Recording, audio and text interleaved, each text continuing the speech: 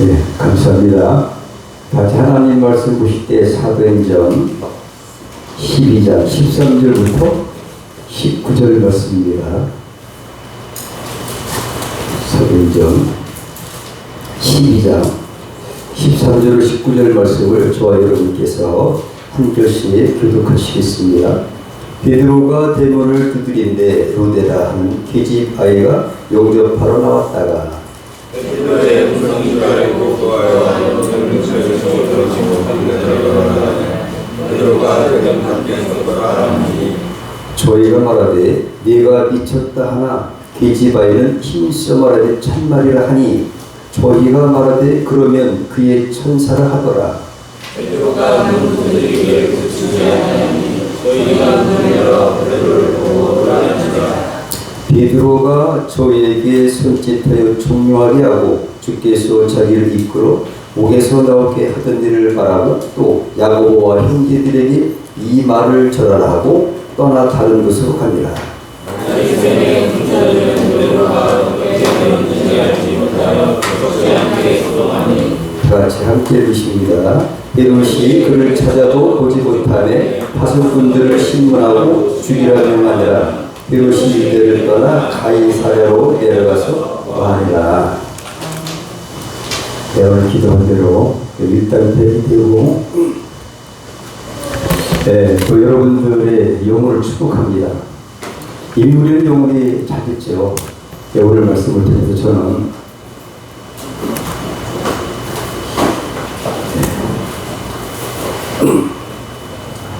오늘 본문 말씀을 보니까 성경에 보면 한 장에 그 이름들이 있어요. 하나님의 생명책에 저 여러분의 이름이 기록되어 있습니다.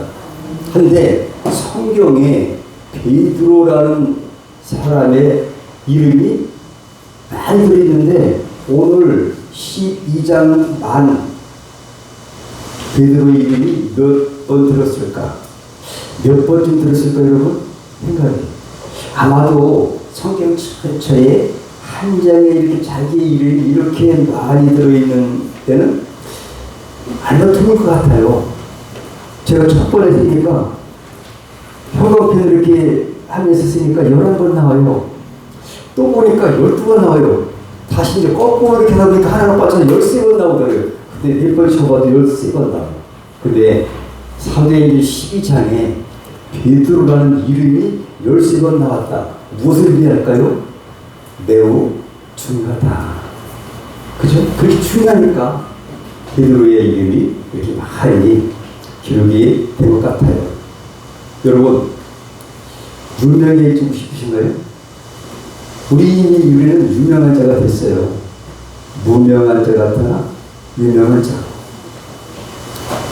이렇게 우리는 유명한 자가 됐는데 고린도서에 보면 무명한 자 같으나 유명한 자라고 했어요. 바울이 죽은 자 같으나 보라 우리가 살고 징계를 받는 자 같으나 죽임을 당하지 아니하고 근심하는 자 같으나 항상 기뻐하고 가난한 자 같으나 많은 사람을 부유하게 하고 아무것도 없는 자 같으나 모든 것을 가진 자보다. 그게 우리예요. 베드로가 예수님 만나기 전에 어땠을까요? 별 볼 없는 사람이 있지 않아요. 그죠? 갈릴리 호수에서 금을 던져서 고기 잡는 어부에 있었습니다. 그런 베드로가 이렇게 유명한 사람이 됐거든요. 성경에 13번 나왔으면 유명한 사람 아니겠어요? 성경에 12제자들이라 할지라도 한 번 정도 나오고 안 나온 사람도 많이 있어요. 레벨 12번의 안에 드는 분들도. 근데 베드로가 이 한 장에 13번 들었다? 엄청 중요해요. 이 말은 뭐냐면은 무명한 자 같더라도 하나님 만나면 살 수가 있고 유명해진다. 그죠? 사도행전 4장 10절에도 베드로가 설교하니까 사람들이 깜짝 놀랐어요. 저 신분을 누구보다 잘 알잖아요. 저거 갈릴리에서 금을 던지고 고기 잡던 베드로가 학식 없는 그 범인인 줄 알았다. 그래 보통 사람인 줄 알았더니 기타로 신발을 기가 막히게 잘하네. 어디서 배웠어? 배웠습니까? 성령님이 함께 하시고 예수님 3년 따르다 보니까 그렇게 똑똑해졌어요. 여러분, 세상이 깜짝 놀랄만. 여러분, 예수님 몇 년 따라다녔습니까? 예수 믿은 지 몇 년 됐어요? 이미 여러분들 유명한 자가 될 줄 믿습니다. 내가 유명해지지 않으려고 해도 오늘 말씀을 잘 들으면 유명한 자가 될 줄 믿으시기 바랍니다. 베드로 이야기예요. 그것이 바로 무명한 자 같으나 유명한 자가 바로 오늘 말씀이에요. 별 볼일 없는 사람이 있잖아요. 예수님 만나기 전까지만 해도. 근데 예수님께서 그를 부르신 이후부터 그 인생은 완전히 달라졌어요. 저와 여러분도 그런 사람이 아니겠습니까? 이 세상에 별 볼일 없는 것 같아도 우리는 무명한 자 같이 보인다 할지라도 유명한 자가 됐어요. 사실 믿습니까? 그렇기 때문에 오늘은 본문에 등장하는 사도 베드로의 삶을 통해서 예수님을 만나기 이전의 삶과 예수님을 만난 이후의 삶이 어떻게 역동적인 삶으로 변화되는지를 가르쳐 있습니다. 그것이 우리의 삶에 적용된다면 우리도 베드로와 성정이 똑같아요. 하늘에서 떨어진 사람도 아니고 첫 번부터 베드로가 엄청나게 훌륭한다거나 많이 배웠다거나 뭐 똑똑한다거나 부자거나 이런 사람이 아니었는데도 불구하고 유명한 자가 됐다는 것을 말해주고 있어요. 사도행전을 보세요. 1장, 2장부터 12장까지가 베드로의 얘기예요. 꽉 찼습니다. 베드로가. 그 중에서 베드로가 제일 많아요. 12장부터는 사도행전의 9장에 사도 바울이 다메섹 도상에서 부활하신 예수님 만나고 저 완전히 베드로처럼 변화되어서 개종을 하고 28장까지 유명한 활동을 많이 했어요. 그러면서 바울의 얘기가 뭐라고 해요? 보라, 이 시대를 이렇게 얘기했어요. 지금은 은혜의 때다. 구원을 받을 만한 때다. 은혜 받을 만한 때인 줄 믿습니다. 우리가 이렇게 은혜를 체험하고 베드로처럼 좀 역동적인 삶을 살아서 하나님께도 유명한 우리 이름이 높여지고 세상으로도 여러분이 이렇게 다른 여러분을 축복합니다. 네, 아까 제가 이제 열심히 오셨다고 했는데 그래서 사실은 베드로가 이렇게 훌륭한 줄을 오늘 알았어요. 선보고 나서 한 장에 13번씩 나왔다. 근데 그런 베드로를 할지라도 베드로에 대해서 제가 한번 연구를 해봤다니까요. 공부를 해봤어요. 소명받기 이전에 베드로가 어땠을까요, 여러분? 그냥 금을 던지는 어부에 불과했어요. 사복음서에 보시면 베드로가 주님의 부르심을 받자마자 처음부터 주님의 세를 잘 감당한 것이 아니었어요. 주님의 부르심을 받기 전에 베드로는 아주 평범한 이름 없는 무명의 사람이었어요. 어떤 사람은 무명인이 트로트를 잘 해가지고 이게 엄청나게 훌륭하고 돈도 많이 버는 사람도 있더라고. 이 뭐라고. 어쨌든 세상에도 그런데 우리는 하나님 앞에 잘 인정받으면 하나님이 인정해 주시는 삶을 살아갈 수 있다는 거죠. 이 세상에 아무리 유명해도 하나님이 인정해 주시지 않는다면 아무 소용이 없습니다. 그 죽어지면 끝이에요. 그런데 갈릴리 호수에서 그물을 던지다가 예수님의 부름을 받았어요. 이때부터 베드로의 인생은 바뀌기 시작했다는 거죠. 우리 인생도 예수 만나기 이전과 이후가 완전히 확연히 구별되지 않습니까? 우리는 새로운 피조물이 됐어요.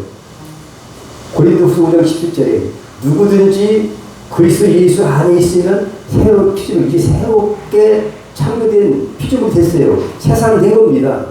이제 죽었던 그런 사람이 절대 아닙니다. 부활의 은혜를 채워가고 이전 것은 지나갔으니 보라 새 것이 되었더라. 이미 새 것이 되었으니까 새로운 사람처럼 우리의 삶도 그렇게 살아야 되는 거예요. 근데 베드로가 이렇게 삶이 변했다는 거예요. 완전히 예수님 만난 이후부터 그의 인생은 완전히 변화된 역동적인 성공적인 가장 가치 있는 인생을 보냈다는 이야기를 베드로의 이야기를 통해서 우리는 교훈해 주고 계신 말씀이다 이렇게 생각을 합니다. 마태복음 4장 19절 20절에 보니까 말씀하시되 이제 예수님이 이렇게 베드로에게 이렇게 말씀하세요. 나를 따라오너라 이 말했어요. 그냥 그 한마디에 예수님을 따라간 베드로죠. 내가 너 위로 사람을 낳는 어부가 되게 하리라 하시니 저희가 곧 그물을 버리고 있을 줄지니라. 그 한마디가 베드로의 인생을 완전히 바꿔놓는 전환점이 됐다는 거죠. 저와 여러분이 예수 믿고 완전히 인생이 변화야 되는 전환점이 됐어요. 사람이 죽으면 아무것도 없더라고요. 제가 어제 그저께 아버님의 그 무덤을 파헤쳐서 개장을 해서 호구원에 안장을 하는 일을 했습니다. 37년 되니까 아무것도 없어요. 그냥 뭐 뼈가 조금 있고. 그래서 제가 그렇게 이제 모신 그 관에다가 모셔서 들고 가서 화장터 가서 화장하고 그래서 이제 호구원에 앉아시켰어요. 가면서 제가 아버지 이제 1시간 동안 화장을 끝내고 호구원까지 1시간 걸리는데 천천히 갔습니다. 뒤에 이제 막내 동생이 따로 아무것도 없더라. 근데 예수 믿었다는 거죠. 아버님.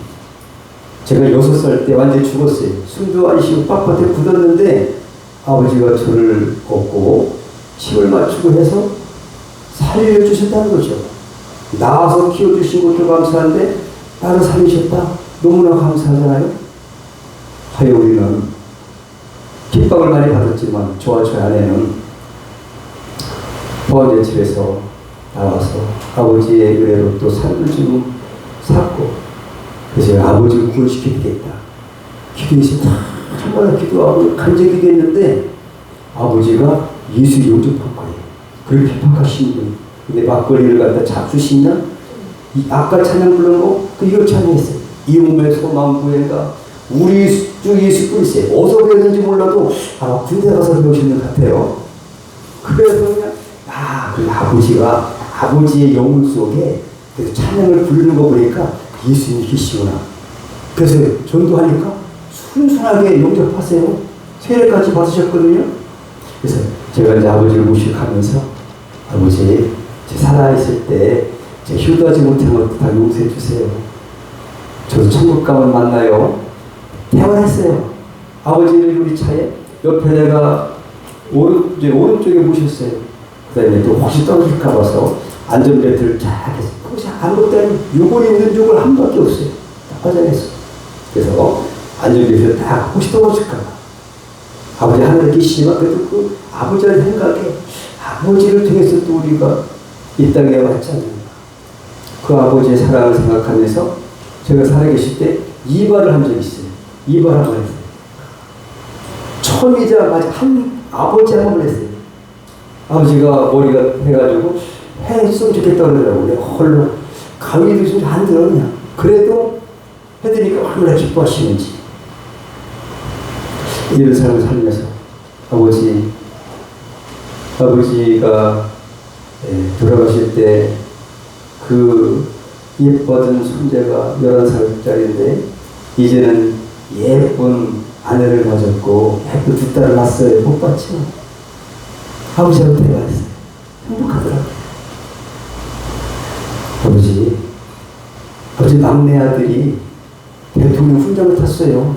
그 정도 탔어요. 제 막내 동생이. 저는 목사가 됐어요. 그렇게 대화하고 가다 보니까 호흡까지 갔더라고요. 거기서도 제일 좋은 자리를 했더니 거기에 안장을 이렇게 하게 되었고 이 삶을 보면서 인생은 예수를 믿었느냐 믿지 않느냐가 중요한 것이지 아무것도 없더라. 87년에 돌아가셔서 지금까지 이제 묘를 파보니까 관이 이제 너무 그때 너무 좋은 곳에 잘못했어요. 옷관으로 해서 했더니 이제 관이 그냥 있어요. 근데 시신은 다 이렇게 유물이 돼서 있는데 아무것도 없더라고요. 이 세상에서 무엇을 하고 살았느냐, 뭘 누리고 살았느냐, 이것이 문제가 아니라 내가 예수 믿고 천국에 갔느냐 안 갔느냐가 문제지. 이 인생이라는 것이 가장 중요한 것은 하나님을 만났느냐 만나지 않느냐가 아주 중요하더라 이 말이죠.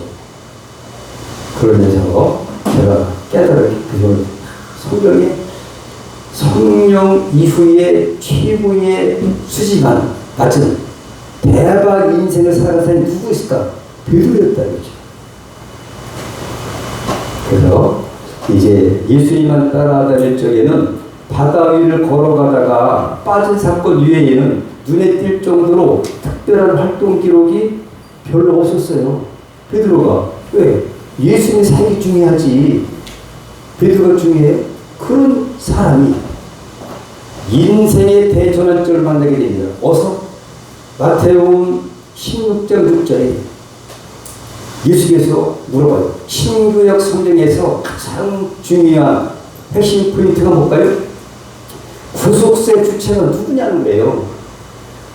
누가 우리를 구원해주냐, 이것이 구속세 핵심 아니에요? 구약 전체가 뭡니까? 메시아가 여제 후손에서 태어나서 죄인을 사망에서 구원해줄 거다. 그것이 예수시다. 라는 것을 구약 4,000년 역사 속에서 많은 선제를 통해서 이제 예언을 하게 하셨고, 그의 그 길이를 미리 예표로 그렸어요. 부분적으로. 그것이 이제 창세기부터 말라기 성경이잖아요. 근데 예수님이 때 오셨어요. 오셨는데 가만히 보니까 아는 사람이 그러는 거야. 예수님 볼 때 섭섭하셨겠습니까? 몰라 그렇게 좋겠다 했겠어요. 아마도 섭섭하실 것 같아요. 알으세요. 오시기를 한 분 4,000년 동안 줄기차게 메시아 오시기를 갈망했던 저들은 진정 예수께서 오셨는데도 불구하고 몰라봐요. 패척하고. 그래서 예수께서 섭섭하셨는지 한번 물어보고 싶으셨어요. 예수님은 이때부터는 자신의 성신하시고 메시아라는 사실을 공개적으로 선포하고 싶으셨던 거예요. 내가 메시아다. 근데 자기가 알지만 물어봤어요. 그것이 바로 마태 16장 10절이에요. 예수님이 가이사랴 빌립보 지방에 이르렀는데 머지않아 닥칠 십자가 순환을 대비하여 제자들을 훈련시키기 시작했던 사실입니다. 그래서 너희는 나의 정체에 대해서 누구라고 생각하느냐 물어봤어요. 사람들이 어떻게 생각하냐고 물어보고 사람들이 물어보는 거죠. 그렇다면 나와 함께했던 12 제자들 너희는 나를 누구라고 생각하느냐, 예수의 정체에 대해서 물어보신 거죠. 그런데 올바른 대답 안 하고 누가 대답을 했을까요? 오늘 베드로라고 하세요. 베드로. 그죠? 맞지? 그죠?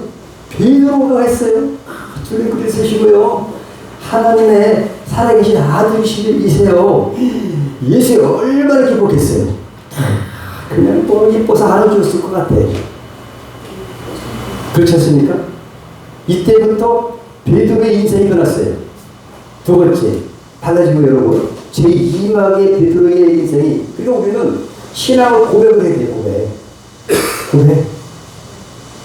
이때부터 예수님이 누구냐, 정체가 누구냐, 나를 끌어주실 유일하신 메시아다. 그 예수님이 누구신지를 고백을 했어요. 그랬더니 예수님이 너무 기뻐하셨어요. 이걸 아무나 하는 것이 아니에요. 여러분들이 이 사실을 알고 고백했다면 최고의 은혜를 받아주십니다.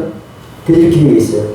내가 내 은혜를 네가 고백을 했으니까 네 반석에 세울 것이다. 교회를 세운다고 했어요. 교회를 세운다는 게 보통입니까? 대단한 거죠. 그랬더니 예수께서 하되 바요나 시모나 네가 복이 있도다 고백을 한 그 사실이, 그러면서 이를 내게 알게 하려는 혈육이 아니요 하늘에 계신 내 아버지시니라. 하늘의 아버지께서 그 인간이 볼 때는 목수의 아들 같기도 하고 엄청나게 그냥 뭐 왕관을 타고 지금 같으면은 뭐 그냥 큰 자가용 무슨 비행기나 타고 이런 사람이 아니라 그냥 헛스레 보이고 그런 흠모할 곳이 별로 없는 예수의 모습이었거든요, 겉으로 볼 때. 그러나 예수님의 신성은 완전한 하나님이시고 완전한 인간을 가지고 계신 분이십니다. 그런데 사람들이 알지 못하고 있어요. 예수님이 누구신지를, 정체가 뭔지를 베드로가 고백했다. 그때 예수께서 이렇게 칭찬하신 내용이에요. 그러면서 여기가 중요해. 또 뭐라고 했냐, 18절에 보니까 또 내가 네게 이르노니 너는 베드로라. 내가 이 반석 위에 내 교회를 세우리니 음부의 권세가 이기지 못하리라. 음부의 권세가 이기지 못하는 예수님의 교회를 예수님이 미시라는 고백을 한 그 베드로의 신앙 고백을 우리가 세운다는 거예요. 우리가 신앙 고백을 하니까 교회가 된 거죠. 예수님의 신부된 교회지 않습니까? 우리의 신랑 되신 예수님, 우리를 그렇게 세우신 거죠, 그죠? 이 고백 위에, 그래 우리 신앙 고백이 중요해요. 사람이 마음으로 믿음으로 이르고 입으로 신에서 보내려고 영접하는 자, 곧 그림을 믿는 자들에게는 하나님의 자녀가 되는 권세를 주셨다. 이렇게 주님께서 말씀하셨어요. 근데 또 뭐가 있냐? 여러분, 최고의 권세가 뭘까요? 그 신앙 고백해가지고요, 엄청난 복을, 어마어마한 복을 받았어요. 누가? 베드로가. 그렇다면 우리가 예수 믿고 신앙 고백을 하면은 베드로가 받은 복을 우리도 받을 줄 믿으시기 바랍니다. 아니, 함께 천국 열쇠 받았어요. 아파트 열쇠 받아도 괜찮고, 그죠?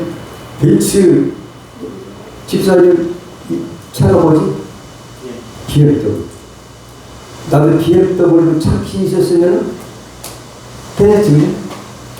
예를 들어서 이 세상에 있는 것 그건데 천국 열쇠를 받았다는 사실은 어마어마한 복이에요, 여러분. 뭐라고 했냐면 19절에 내가 천국 열쇠를 네게 준대요. 예수님은 주셨고 베드로는 받았어요. 12명의 제자가 있어요. 그 제자 위에 수억 명의 인간들이 있어요. 그 중에서 최고의 복을 받은 사람이 베드로예요. 그 당시에 믿습니까? 왜? 천국 열쇠 받았으니까. 음부의 권세가 이기지 못하리라는 약속을 받았으니까. 창조주, 우주의 주관 되신 예수께서 주님 말씀하신 거예요. 그렇다면 베드로의 인생이 신앙 예수를 만난 것이 인생의 전환점을 받았지만 두 번째 2단계로 저 인생이 다시 또 변한 것은 신앙 고백의 통일이 생겼다. 그러니까 인생의 대전환점이에요. 전환점. 믿습니까? 신앙 고백 이후에 바뀐 거예요. 여러분들이 이렇게 신앙 고백을 날마다 해야 될 줄 믿으시기 바랍니다.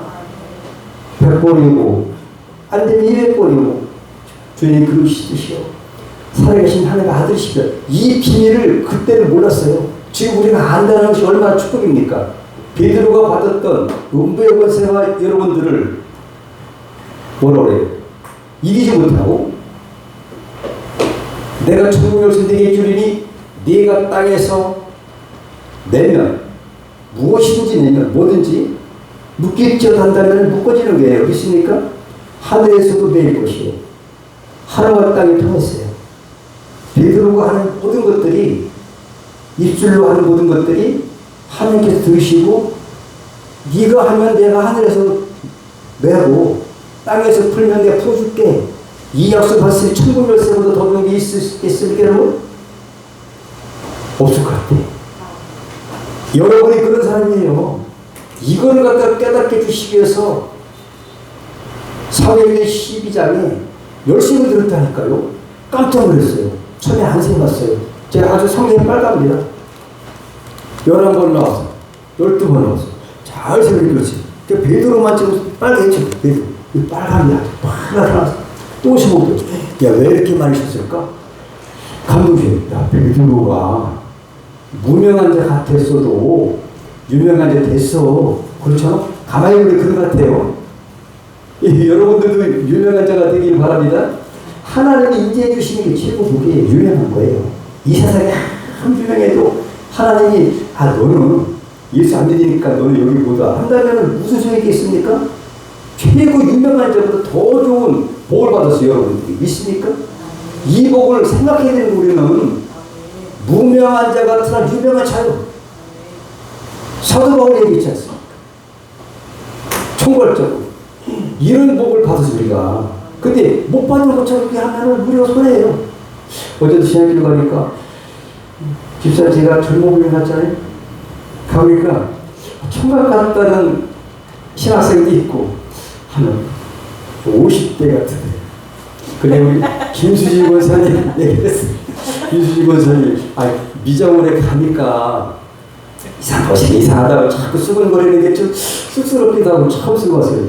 그랬더니만 제가 모자를 쓰고 왔거든요. 그랬더니만 권사님이 그냥 앉았더니만 앉으라고 해가지고 열심히 앉았더니만 뭐 이상한 걸 씹더니만 그냥 땅만 더 가라고 해서 왔더니 그렇다고 그랬어요. 제가 33년 전에 우리 집에 경찰관이 두 분 왔어요. 그래가지고 참 제 안에 섭섭한 게 하나 있어요. 사실 뭐냐 제 아내가 차를 하나 딱 타고 왔어요. 그 경찰관이 우리까지 차를 하나서 드시라고 하니까 아유 따님이 어쩜 이렇게 이쁘시냐고 그래요. 그래가지고 이쁜 딸하고 사는 아버지도 행복하다 속으로 생각했는데 그래가지고 지금 수준이 좀 맞춰진 것 같아요. 그죠? 여러분이 어떤가요? 어쨌든 이게 중요한 게 아니에요. 이게 중요한 것이 아니라 우리가 예수 믿는 게 더 중요해요. 그죠? 예수님 최고의 복이 뭐냐? 내가 예수님 우리 주인으로 삼았다는 거죠. 그분이 나를 주관한다는 거죠. 그래서 천국 열쇠를 받았어요. 그래서 하늘에서도 풀리리라 약속했어요. 이에 제자들을 경계하사 자기가 그리스도인 것을 아무에게 이르지 말라 하셨어요. 예수님이 또 십자가 질 때까지는 때가 있는데 그때까지 또 위험을 또 당하면 안 되시잖아요. 그래서 우리의 신앙 고백이 이렇게 중요한 줄 믿으시기 바랍니다. 신앙 고백 아무나 합니까? 못해요. 그건 신앙 고백. 또 사도신경이 엄청 중요한 겁니다. 천국 열쇠 줬다니까요. 근데 여러분 보십시오. 그렇게 해서 이것이 베드로가 한 겁니까? 누가 한 겁니까? 하늘에 계신 너의 아버지께서 하셨다 했지 않습니까? 하나님께서 허락하시지 않으면 예수님이 메시아인지 누군지 알 수 없다는 얘기예요. 그 말이. 근데 우리는 믿잖아요. 엄청 복을 받은 줄 믿으시기 바랍니다. 인간이 얼마나 연약하냐. 주님 이해했어요. 뭐라고 했냐면 스가랴 선지자에서 얘기한 게 뭐냐면 만군의 여호와가 말하노라. 예수 오시기 수백 년 전에 있었던 스가랴 선지자가 이렇게 얘기했어요. 칼아 깨어서 내 목자 내 짝된 자를 치라. 목자를 치면 양이 흩어지려니와 작은 자들 위에는 내가 내 손을 들이우리라. 목자를 칠 때 흩어진다는 예언 뭡니까? 메시아가 십자가에 달려 돌아가실 때에 하나님이 치셔, 그죠? 하나님의 어린 양 치실 때 목자들이 흩어지리라 하는 예언대로 예수께서 이렇게 예언했어요. 한번 읽어보실까요? 시작. 때에 예수께서 제자들에게 이르시되 오늘 밤에 너희가 다 나를 버리리라. 기록된 바 내가 목자를 치니 양의 떼가 흩어지리라 하였느니라 했기 때문에 너희들 지금 뭐 장담하고 뭐 나한테 그냥 뭐 절대 보지 않겠다고 해봐야 그 예언대로 흩어질 것이야 라고 예수께서 예언하신 거잖아요. 그렇죠? 예수님을 따라다니던 1등 제자입니다. 12제자 중에서 1번이에요. 수제자. 베드로도 뭐가 있다? 한계가 있다. 인간.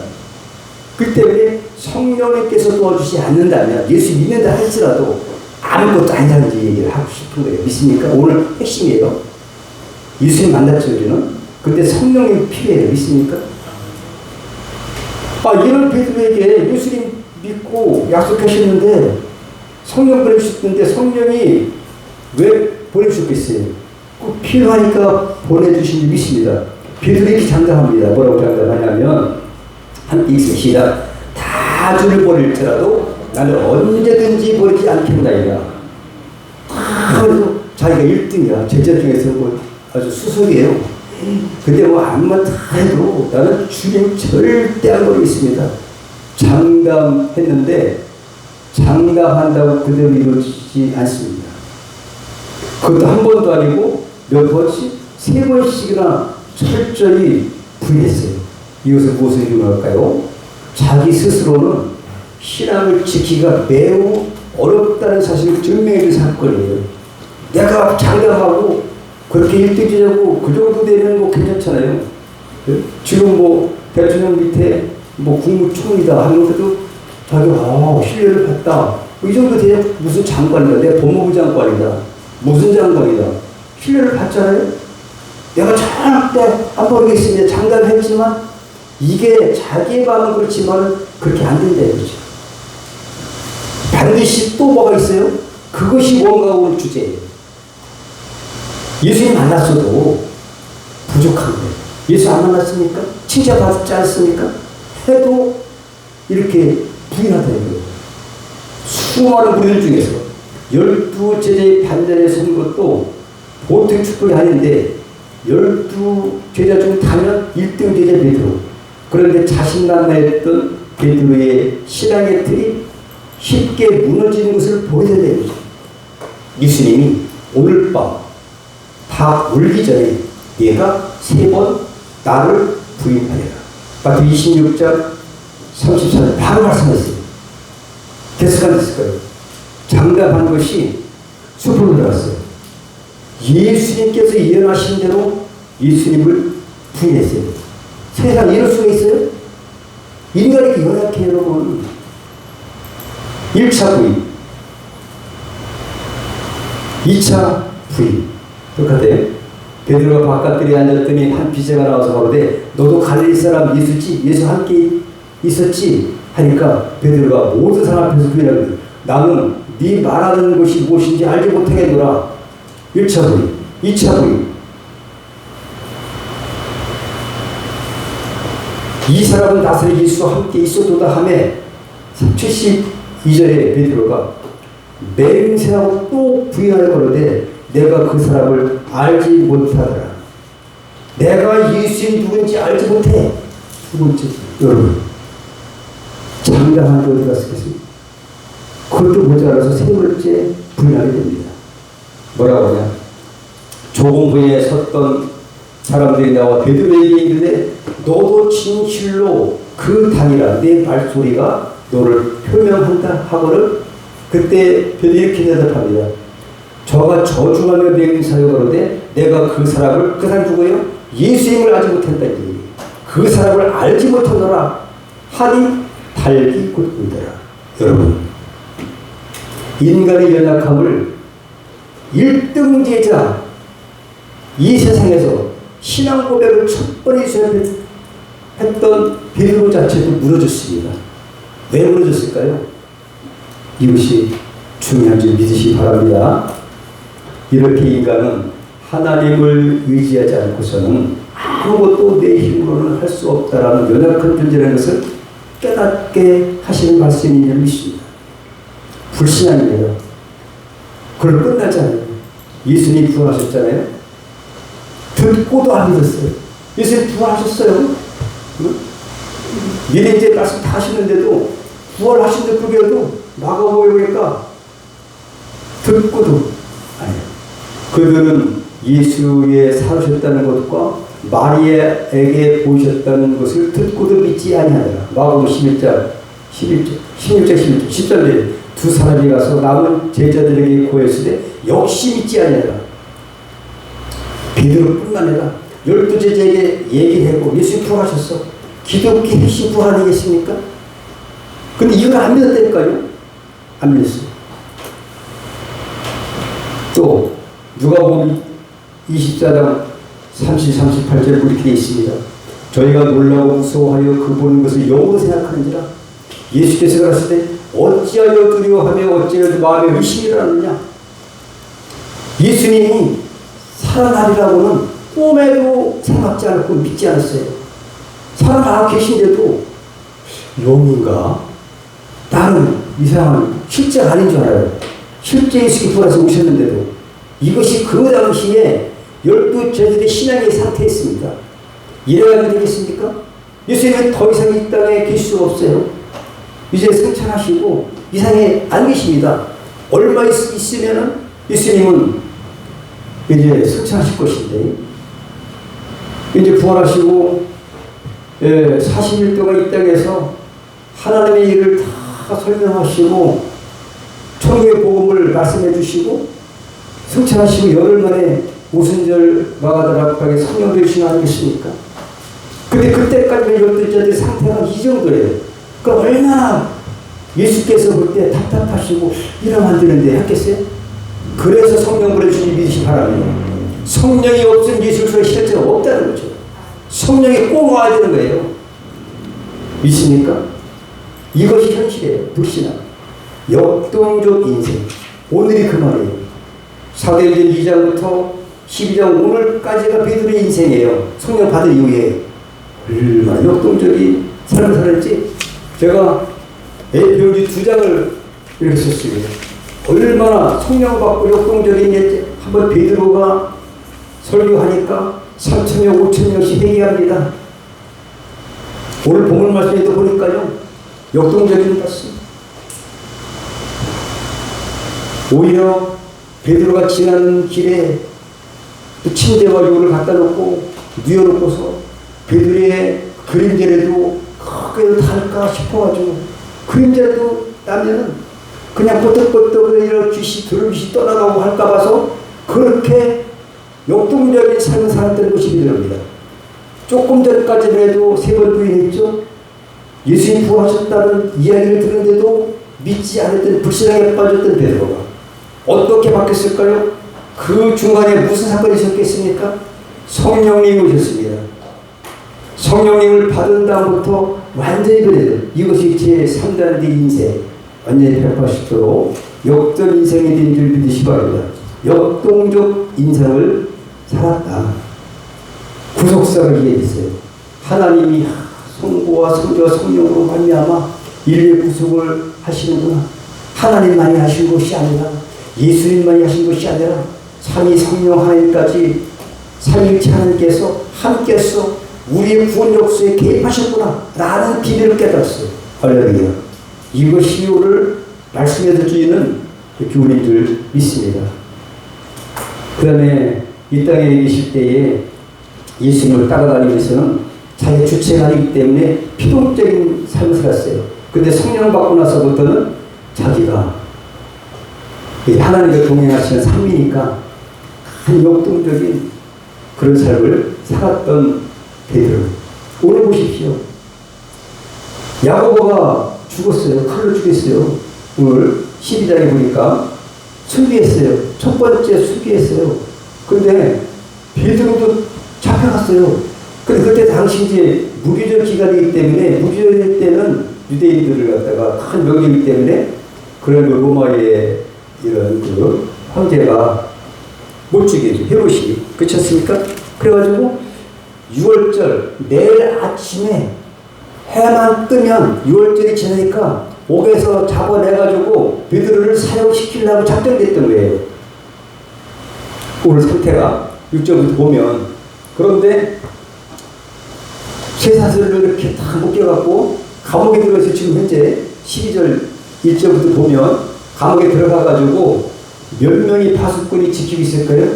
작업하지 16명. 4명씩 4개의 그 어떤 그 파트가 있어가지고 지키고 있고 꼼짝 말게 한 명만 지켜도 꼼짝 못하고 열쇠를 짱이라도 못 나가고 이런 상태인데도 잔단히 잠기고 이렇게 쇠사슬로 묶여있고 파수꾼이 16명이 그대로 지키고 있는 그 상황에서 베드로가 어떻게 했습니까? 저희 같으면 예수님 죽인다고 해도 두려워서 3번씩 부인했던 베드로가 지금은 두려움이 어디가 있습니까, 여러분? 왜? 소명을 받았으니까.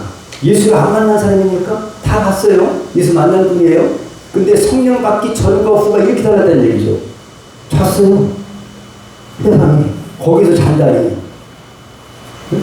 얼마나 평화를 누릴 수 있습니까? 보십시오. 자, 6절에 헤롯이 잡아내려고 하는 그 전날 밤에 베드로가 전날 밤에 내일 아침이 되면 이제 잡아서 이제 사용하려고 하는 거예요. 6절에 베드로가 두 군사 틈에서 두 쇠사슬에 매여 누워 자는데 파수꾼들이 문 밖에서 옥을 지켜요. 안에도 지키고 밖에도 지켜요. 쇠사슬을 묶여 있고. 그러더니 호련히 죄사자가 곁에서 옥중에 광채가 조해요. 그러니까 활짝 빛이 있는데도 그것도 몰라요. 얼마나 평안함 찬한 거예요. 누가? 베드로가. 성령 받았으니까 죽음도 초월할 수 있는 믿음이 있었다는 얘기입니다. 성령 받은 것밖에 없어요, 여러분. 예수님 마태복음 16장 16절에 신앙 고백을 한 거, 그죠? 그 다음에 이제 두 번째 인생이 이제 성령 받은 것밖에 없어요. 변했다. 우리에게도 똑같아요. 성령을 충만히 받음으로 우리 인생이 역동적으로 변하게 될 때가 왔다는 얘기죠. 그래서 베드로의 욕구를 깨웠어요, 천사가. 그런데도 그것도 몰라요.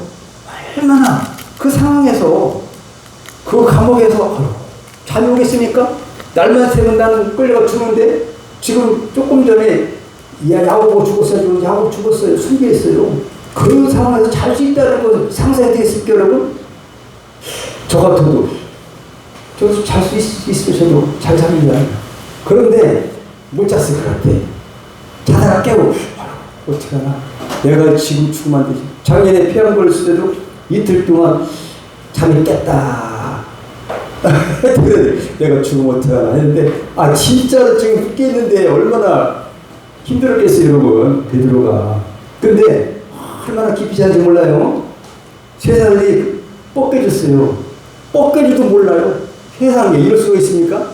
아, 천사가 와가지고 야 일어나 깨. 하나 갑자기 회사설도 뺏겨졌어.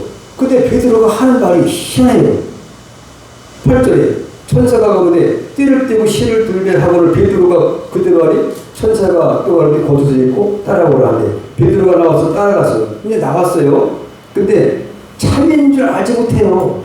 이게 꿈인가 생신가 비몽사몽가 이것도 모르는 베드로 얼마나 평안합니까? 여러분, 베드로가 누렸던 평안 여러분도 누리시 축복합니다.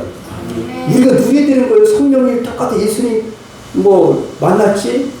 지금 베드로가 만난 성령, 지금도 성령 오셨습니다. 사도행전 19장 1절에 너희가 믿을 때 뭘 받았느냐? 성령 받았냐? 우리가 믿는다고 성령 다 받은 것이 아니에요. 성령 충만 받은 거 다른 거다 얘기죠. 물론 성령님께서 역사시키고 예수 믿는 건 맞아요. 하지만 사도 행정적 성령은 뭐냐? 사도행전 19장 2절에 아볼로가 이제 제자들을 가르칠 때예요. 바울이 너희가 믿긴 믿는데 세례도 받았는데 성령 받았어 못 받았어? 나 성령 예수도 듣지도 못했는데 이럴 때가 되면 안 된다는 얘기예요. 믿습니까? 그래서 뭐라고 했냐면은 환상을 보는가 하고 비몽사몽간에 이렇게 어리둥절 했던 것 같아요. 베드로가. 여러분 한번 물어보세요. 그때 어떻게 해서 그렇게 잠을 주셨어요? 세상에 내가 참 감동받았어요. 이에 첫째와 둘째 파수를 지나 성으로 통한 성문에 이르니 문이 저절로 열려요. 여러분, 성령 받은 분들이 주위에 복음색을 하고 많은 사람들이 사는 일에 천사들이 와서 도와주실 줄 믿습니다. 천사를 보내실 거예요. 지금도 여러분들에게. 하늘을 지나면 천사가 따랐어요. 근데 베드로가 나가가지고 한참을 이때 정신나요. 진짜 내가 사는 것 같으네. 세상 이럴 수 있습니까? 그때 깨달았어요. 정신이 났다. 11절에 가면 내가 이제 참으로 주께서 내 천사를 보내요. 그의 천사를 보내요. 나를 헤롯의 손과 유대 백성의 모든 길에서 벗어나게 하신 줄 알겠노라. 근데 이게 문제예요. 베드로에서 마가들 앞방에서 우리 베드로 사도님 꺼내주십시오. 얼마나 기대되는지 몰라요. 근데 오늘 로데라 장미라는 사람 아가씨인데 기도했는데 이 사람들도 안 믿네요. 세상에. 두드려. 베드로가 봤대. 갇힌 걸 하는데 거기 들어가면 못 나오는 걸 다 알고 있는데 어떻게 나오냐고요. 아유, 귀신이 하면서 몰라. 그 영이하면서 실제로 절대 올 수가 없어. 이렇게 기도한 사람들이 이야기한 게 바로 그런 이야기예요. 요즘에. 그러니까 그랬더니 베드로가 대문을 막 두드렸어요. 10절에 오늘 본문 말씀이에요. 로데라는 계집아이가 영접하러 나왔다가 베드로 음성을 듣고 너무 기뻐했어요. 그래서 문을 미쳐 못 열었어요. 너무나 반가워서. 아우, 우리 베드로 사도님 살아나셨군요. 달려들어가 말하는데 베드로가 대문 앞에 섰었어요. 그래서 저희가 말했어요. 가가지고 저희가 말하되 베드로가 대문 앞에 섰더라 이렇게 하니까 승계 진짜 승계 아니라 그게 어떤 영이든지 참고 똑같아. 베드로가 착각한 거나 이렇게 믿지 않았다가 미쳤대요. 미치지 않은 사람이 어떻게 베드로가 온 거를 갖다가 아냐 알았다. 절대 기도해고도 믿지 못했다. 계집아이가 힘써 말했어요. 정말입니다. 진짜라니까요. 하니 저희가 말하되 그러면 그게 천사다. 그는 아니고 그게 천사가 왔지. 그는 없어 죽었어. 베드로가 문들대로 계속해요. 문 열어. 장창 다 누에만 걸로 들어가야지. 예? 들어가야지. 들어가서 하는 게 영광 돌려야지. 이렇게 막 문을 막 뜯어 16절에 보니까. 그랬더니 저희가 문을 열어 베드로를 보고 놀랐어요. 베드로가 저에게 손짓하여 조용히 하라.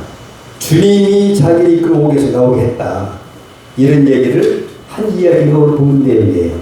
그런 것처럼 베드로의 삶이 신앙 고백을 했어요. 인생이 변했어요.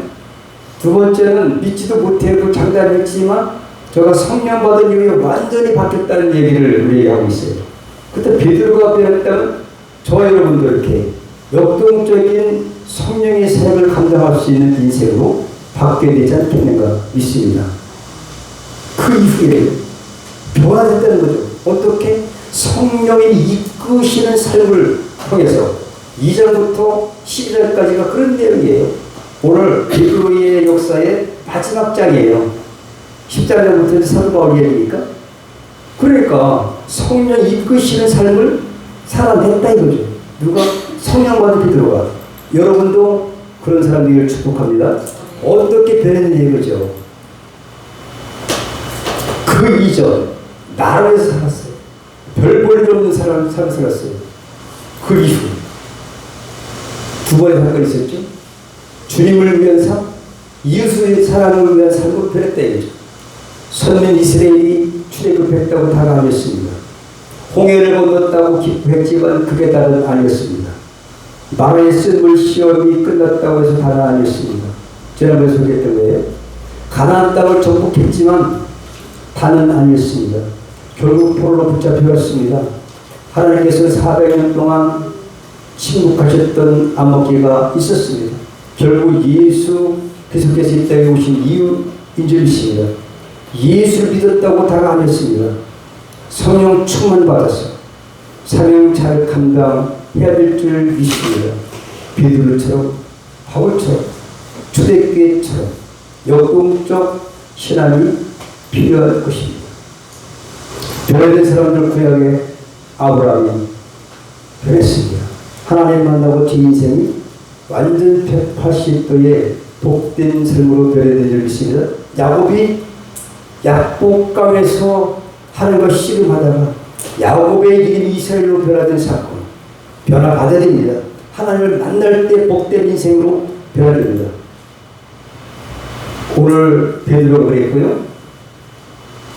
사도행전 9장부터 이제 사도 사울이 부활하신 예수님 만나고 성령 받고 완전히 변화받는 삶을 살았고요.